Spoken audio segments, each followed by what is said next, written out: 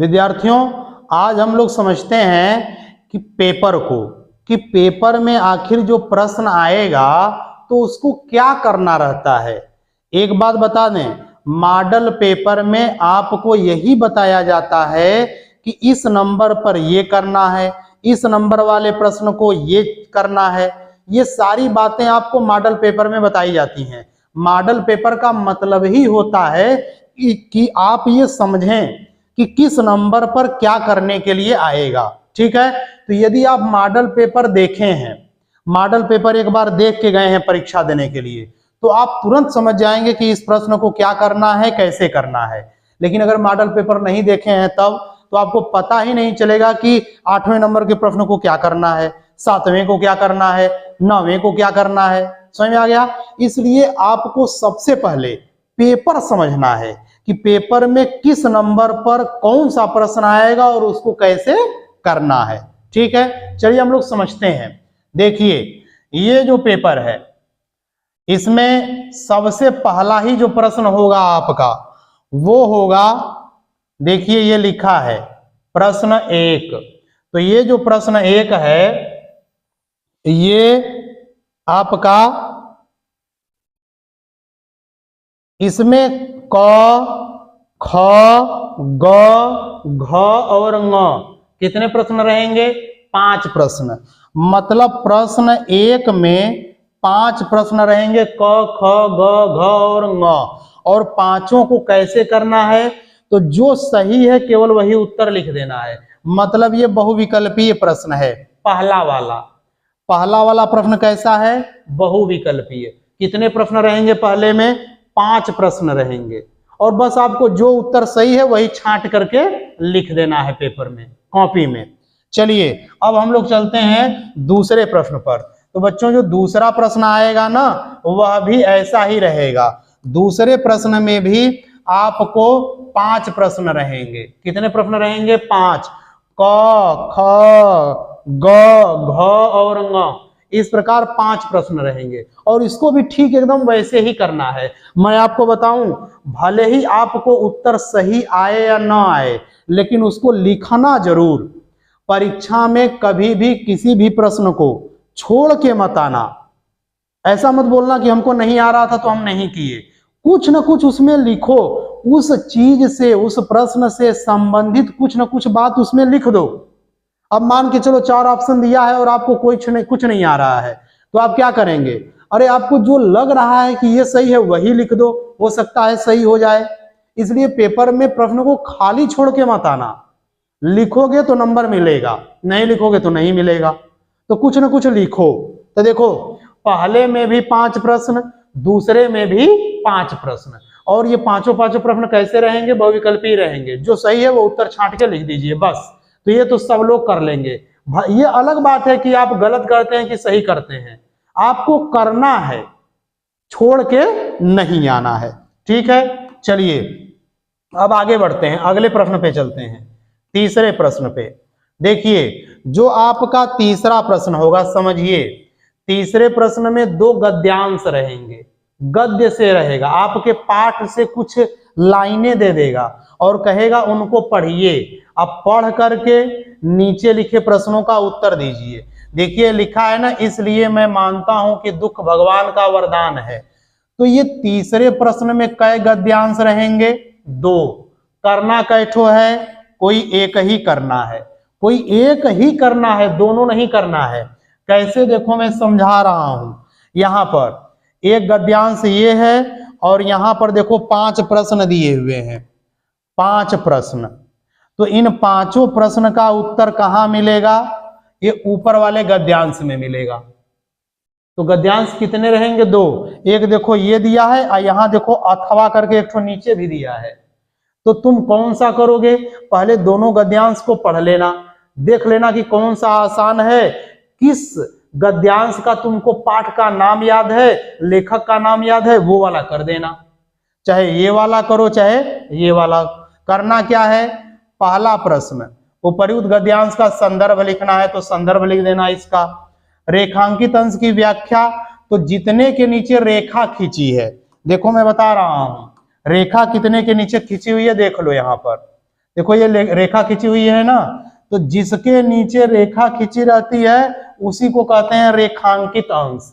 तो यहां से लेके यहां तक इसको पढ़ना, आप पढ़ करके तुमको जो समझ में आए कि यहाँ ये बात कही गई है वही लिख देना, वही हो जाएगा रेखांकित अंश की व्याख्या। समझ में आ गया। अब देखो तीसरा प्रश्न, लेखक ने दुख को ईश्वर का वरदान क्यों माना है? तो इस प्रश्न का उत्तर तुमको इसी में मिलेगा, इस प्रश्न का भी उत्तर इसी में मिलेगा, और इस प्रश्न का भी उत्तर इसी में मिलेगा। सोचो कितना आसान है। अरे ऊपर पढ़ना है, नीचे लिखे प्रश्नों का उत्तर उसी में से खोज खोज के देना है, तो कितना आसान हो गया।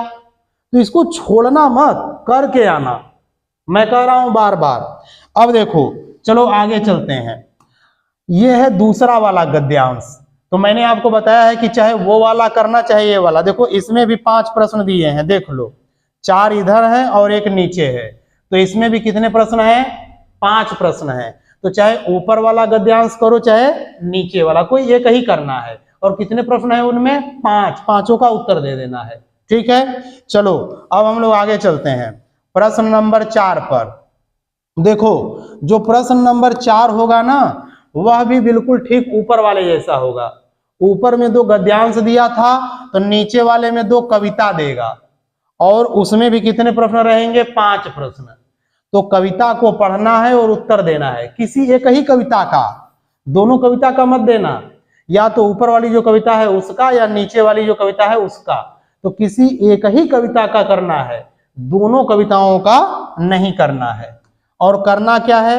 वैसे ही 5 प्रश्न दिए रहेंगे और पांचों प्रश्न का आपको क्या कर देना है? उत्तर देना है। कैसे? उसी कविता को पढ़ करके उत्तर देना है। देखो जैसे यहां पर लिखा हुआ है 5 प्रश्न, कविता को पढ़िए और इन 5 प्रश्न का उत्तर उसी में से खोज करके दे देना है। देखो सबसे पहले लिखा है शीर्षक और कवि का नाम। शीर्षक का मतलब होता है पाठ का नाम, और कवि का नाम मतलब जिसने इस कविता को लिखा है उसका नाम लिख देना है। गद्यांश में कौन सा रस प्रयुक्त हुआ है, मैंने आपको रस पढ़ाया है, उसको पढ़ देना, हर कहीं पता कर सकते हो कि कहाँ कौन सा रस है। रेखांकित अंश की व्याख्या, तो जितने के नीचे रेखा खींचा रहेगा बस उसको पढ़ना, और तुमको जो समझ में आए वो लिख देना। ठीक है, उसी को रेखांकित अंश की व्याख्या। रहूं निकट भी दूर, इससे क्या अभिप्राय? इसका उत्तर उसी में मिलेगा और इसका भी उत्तर इसी में मिलेगा। ठीक है, अलंकार, रस, ये सब मैंने पढ़ाया है, वो आप लोग देख लेना। अब देखो यहां पर लिखा है अथवा, तो मैंने अभी आपको बताया था कि कितनी कविताएं दिया रहेगा? 2 कविताएं, और दोनों में कितने प्रश्न? 5-5 प्रश्न रहेंगे। करना कैठो है? तो किसी एक ही कविता का करना है, दोनों कविता का नहीं। किसी एक कविता का 5 प्रश्न करो, चाहे दूसरी वाली का 5 प्रश्न करना है, दोनों कविताएं नहीं करना है। चलिए अब हम लोग आगे चलते हैं। देखो अगला जो प्रश्न है वो क्या है, यहां पर लिखा हुआ है प्रश्न नंबर 5, और 5 के क में देखो क्या दिया हुआ है? लेखक का जीवन परिचय और उनकी कृतियों का उल्लेख। कृतियां माने होता है रचना, पुस्तकें, तो उनका जीवन परिचय देना है। कितने लेखक रहेंगे? 4 लेखक, 2 यहां हैं और 2 यहां हैं। तो 4 लेखकों में से किसी एक ही का करना है। यह प्रश्न किस नंबर पे आएगा? 5वें नंबर पे आएगा। याद रखना, प्रश्न नंबर 5 के क में लेखक का आएगा और ख में किसका आएगा? तो ख में कवि का आएगा। क्या करना है? जीवन परिचय लिखना है और उनकी कृतियों माने रचना का नाम लिखना है, पुस्तक का नाम लिखना है। कितने कवि रहेंगे? तो 4 कवि रहेंगे। क्या समझ में आया कि 5वें के क में लेखक और 5वें के ख में कवि रहेंगे। कितने रहेंगे? 4-4 रहेंगे, और किसी एक ही का ही, किसी एक लेखक का और किसी एक कवि का जीवन परिचय लिख देना है और उनकी पुस्तकों का नाम लिख देना है। ठीक है, चलिए अब हम लोग आगे बढ़ते हैं, अगले प्रश्न की ओर चलते हैं। देखो ये जो प्रश्न है अगला, प्रश्न नंबर 6, तो 6वें में क्या है? कहानी तत्वों के आधार पर खून का रिश्ता अथवा लाठी। याद रखो, फिर यहाँ दिया है अथवा, फिर लिखा है बहादुर कहानी। मतलब कई ठो पूछा है, 1 2 3, और इन तीनों में से कोई एक ही करना है। याद रखना प्रश्न नंबर 6 पर केवल एक करना है, या तो खून का रिश्ता, या लाठी, या बहादुर। ठीक है, तो बहादुर कहानी का प्रमुख पात्र कौन है?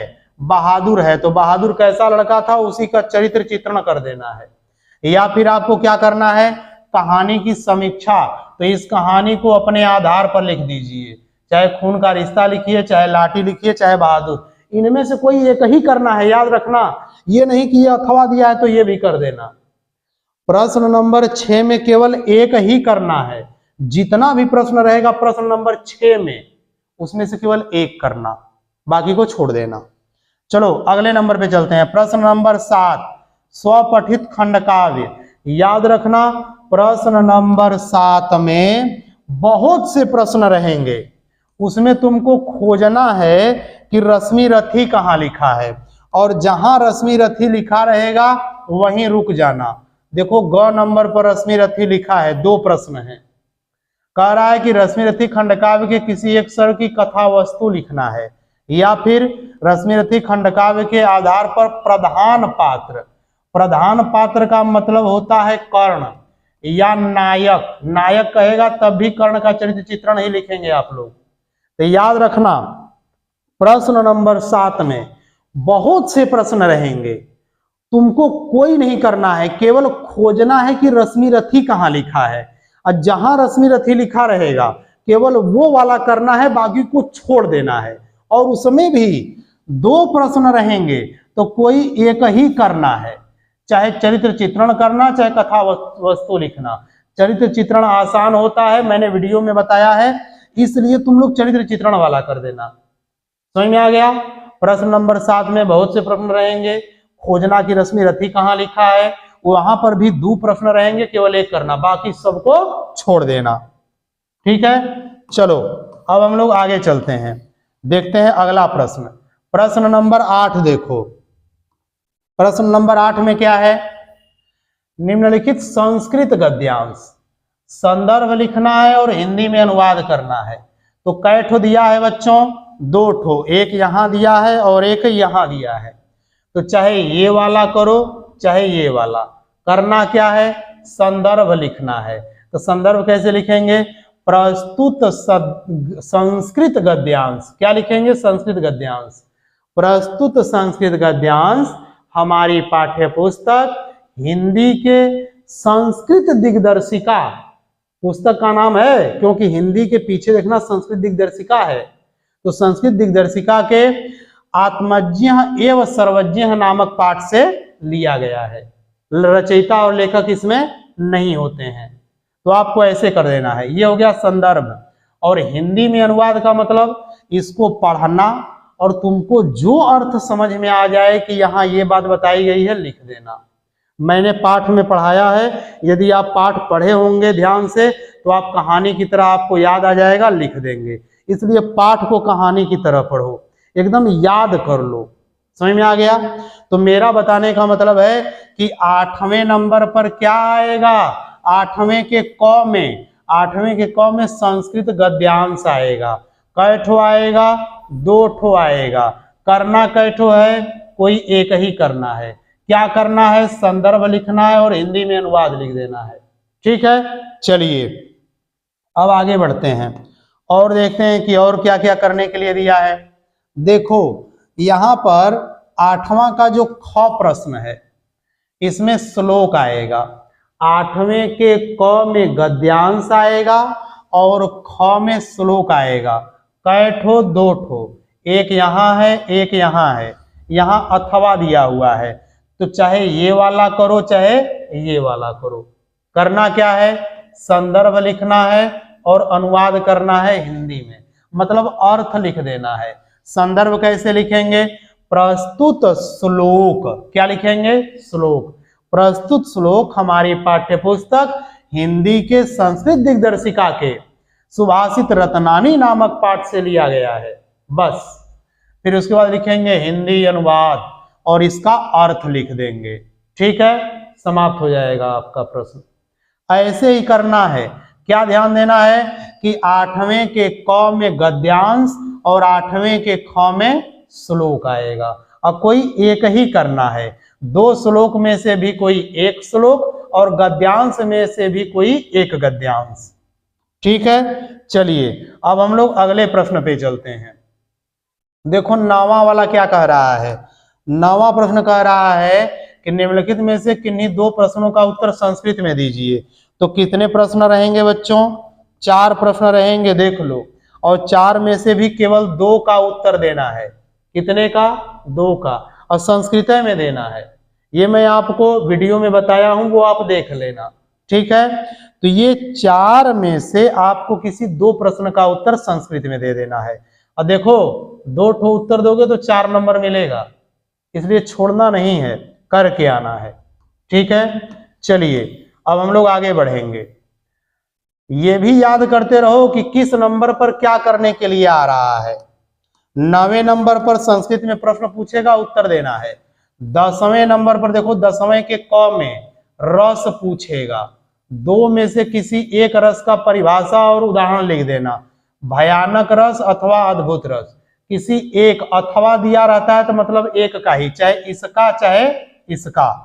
अनुप्रास अलंकार अथवा अनन्वय अलंकार, तो चाहे इसका करो चाहे इसका। क्या करना है? परिभाषा लिखना है और उदाहरण लिखना है। चौपाई छंद और कुंडलिया छंद, क्या करना है? परिभाषा और उदाहरण। क्या समझ में आया? प्रश्न नंबर 10 के क में रस पूछेगा, ख में अलंकार पूछेगा और ग में छंद पूछेगा।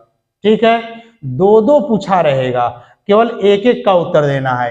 एक रस, एक अलंकार और एक छंद। परिभाषा लिखना है और उदाहरण दे देना है। ठीक है, चलिए अब हम लोग आगे चलते हैं। देखो प्रश्न नंबर 11 पर क्या आएगा? तो प्रश्न नंबर 11 पर निबंध लिखने के लिए आएगा। कितने निबंध रहेंगे? 4 निबंध, विषय 4 रहेंगे और किसी एक पर लिखना है। मैंने आपको बताया है निबंध लिखने का तरीका कि आप निबंध उस विषय पर लिखना जिसके बारे में आप सबसे अधिक जानते हैं, और निबंध लिखने का तरीका मैंने बताया है वीडियो में। ठीक है, तो 4 में से किसी एक पर ही लिखना, पूरे पर मत लिख देना। चलो आगे बढ़ते हैं।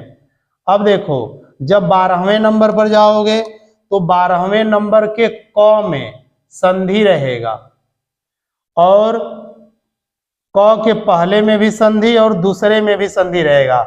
ये आपको टिक लगाने वाला है, करने वाला तो है नहीं। तो आपको आएगा तब भी करना, नहीं आएगा तब भी कर देना, छोड़ के मत आना। ठीक है, मैंने संधि आपको पढ़ाया है। अब चलिए आगे चलते हैं। देखो तीसरे पे भी संधि ही दिया है, तो इनको क्या करना है? आपको बस टिक लगा देना है, जो सही रहे वही लिखना है। अब देखो ख नंबर पर क्या दिया हुआ है? तो ख नंबर पर दिया है विग्रह करके समास का नाम। मैंने आपको समास बताया है, 4 में से 4 दिया रहेगा और 4 में से किसी एक को क्या करना है? विग्रह करना है और समास का नाम लिख देना है। ठीक है, ये आप कर देना, मैंने समास आपको पढ़ाया है। चलिए अब अगले प्रश्न पे चलते हैं। देखो प्रश्न नंबर 13 क्या कह रहा है, देखो ध्यान से। प्रश्न नंबर 13वां, अथवा दिया है, मतलब 2 ठो प्रश्न है और 2 में से भी कोई एक करना है। करना क्या है? ये धन्यवाद पत्र कह रहा है और फिर उसके बाद शिकायती पत्र कह रहा है। तो मैंने आपको बताया है पत्र लिखना, वो आप एक कर लेंगे। ठीक है, शिकायती पत्र कर दीजिएगा, आसान रहता है। याद रखना 13 नंबर पर पत्र लिखने के लिए आएगा परीक्षा में, और 2 प्रश्न रहेगा, कोई एक ही करना है। ठीक है, चलिए अगले प्रश्न पे चलते हैं। प्रश्न नंबर 14 पर देखो क्या दिया हुआ है। प्रश्न नंबर 14, पहला, निम्नलिखित में से किसी एक शब्द का प्रत्यय लिखिए। देखो ये प्रश्न इतना आसान है कि देखो 1 दिया है, 2 दिया है और 3 ठो दिया है, और इन 3 में से किसी एक को ही करना है। अब बताना है कि उसमें कौन सा प्रत्यय है। तो मैंने आपको बताया था कि जिसमें वान रहेगा तो वहां कौन प्रत्यय मानेंगे, वह तो प्रत्यय। ये मैं प्रत्यय की वीडियो में बताया हूं, बहुत आसान है ये, इसलिए इन सबको वीडियो को देख लेना, प्रत्यय देख लेना और अनेकार्थी शब्द देख लेना, विभक्ति देख लेना, ये सब मैंने बताया है। तो देखो ये प्रत्यय वाला प्रश्न है। अब चलते हैं आगे, दूसरे में भी देखो प्रत्यय पूछा है, कह रहा है कि शब्द का धातु बताना है और प्रत्यय बताना है। दत्वा, गतः, कृतः, 3 ठो दिया है, किसी एक को ही करना है। मैंने बताया था कि त्वा रहेगा तो समझ जाना कि कत्वा प्रत्यय लगा हुआ है, और ये कौन सी धातु है, दा धातु है। ये गतः है तो तह कब लगता है, जब कत प्रत्यय लगता है, और कौन सी धातु है, गम धातु है। ये देखो ये क्या है, कृतः, तो तह तह है तो इसमें भी कत प्रत्यय है, और धातु क्या है, क्री धातु है। ठीक है, तो कोई एक ही करना, मैं तो आपको पूरा बता दिया हूं, लेकिन कोई एक करना, सब नहीं करना है। चलो आगे देखते हैं क्या दिया है, रेखांकित। अगला प्रश्न, रेखांकित पदों में से किसी एक पद में विभक्ति और नियम लिखना है। तो मैंने आपको पढ़ाया है अलग से वीडियो। कृष्णम परितः गोपा, 3 प्रश्न रहेंगे और 3 में से कोई एक ही करना है। तो कोई एक में कौन, देखो मैंने बताया था कि अंग का नाम आएगा तो तृतीया विभक्ति होगी, बताया है मैंने। और कृष्णम परितः, परितः आ गया तो द्वितीया विभक्ति होगी, मैंने सब आपको वीडियो में बताया है, वीडियो देख लेना।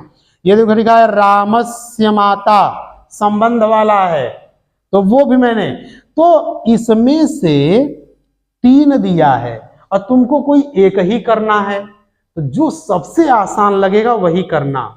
अब कैसे करना है मैंने विभक्ति के वीडियो में बताया है।